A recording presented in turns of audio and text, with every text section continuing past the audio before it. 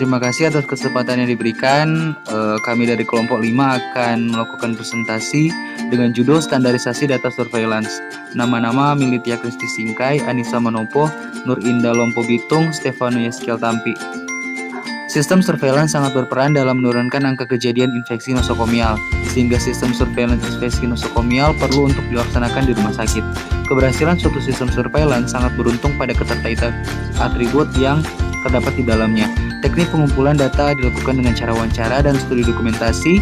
Hasil penelitian menunjukkan bahwa atribut surveillance sudah sederhana, memiliki akseptabilitas tinggi, sensitivitas tinggi, nilai prediktif positif tinggi, representatif, dan stabilitas tinggi. Namun, atribut lain tidak fleksibel, tidak tepat waktu, dan memiliki kualitas data rendah. Alternatif solusi yang dapat dilakukan adalah meningkatkan fungsi pengawas di setiap unit, menetapkan standarisasi data rumah sakit, pengaturan sistem reward, dan punishment. Surveillance adalah suatu kegiatan pengawatan penyakit yang dilakukan secara terus-menerus dan sistematis terhadap kejadian dan distribusi penyakit, serta faktor-faktor yang mempengaruhinya pada masyarakat sehingga dapat dilakukan penanggulangan untuk dapat mengambil tindakan efektif.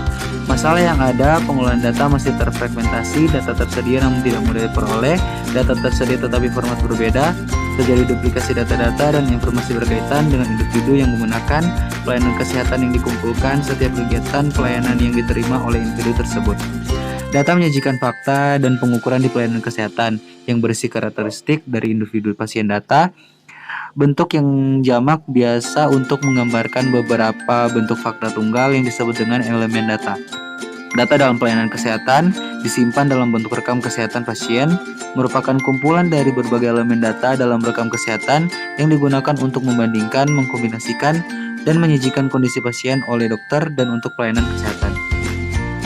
Bentuk data dalam pelayanan klinis pasien atau Uniform Hospital Discrete Data Set atau UHDDS dan Uniform Ambulatory Care Dataset atau UACDS. Kedua bentuk data tersebut direkam berdasarkan gender atau jenis kelamin, female dan male. Sistem pelayanan kesehatan pasien termaksud nomor dari rumah sakit dan klinik. Salah satu yang ditawarkan rumah sakit untuk program reidentifikasi gender, program yang memberikan pengobatan pasien dalam proses perubahan dari gender bayi baru lahir.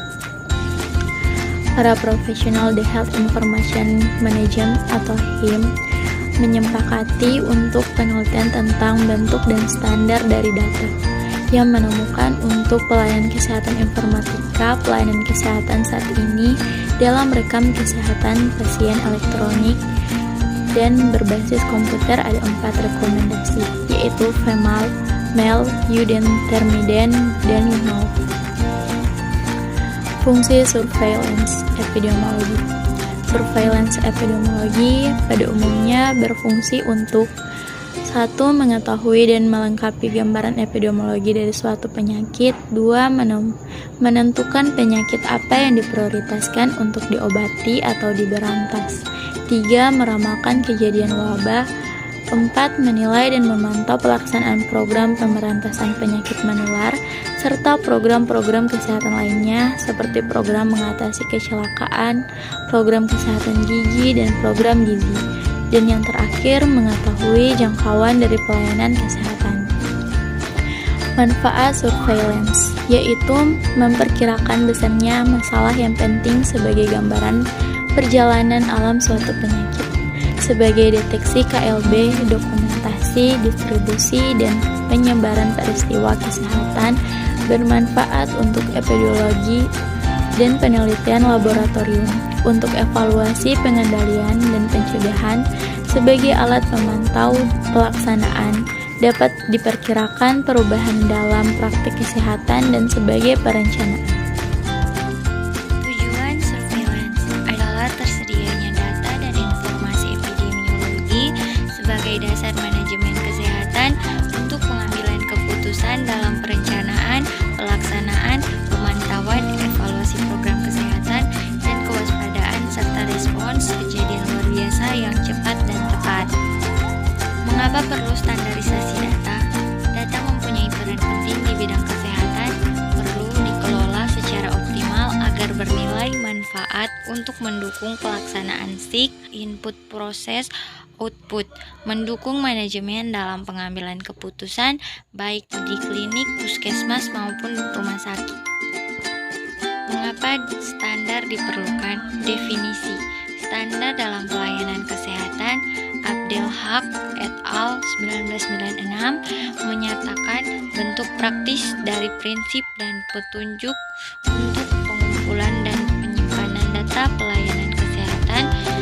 Standarisasi data kesehatan. Standar mendefinisikan secara demografi dan identifikasi elemen data lainnya yang sesuai untuk pengumpulan data dan digunakan pasien dalam berbagai perawatan kesehatannya dan merupakan petunjuk untuk diaplikasikan dan dikembangkan oleh tenaga medis.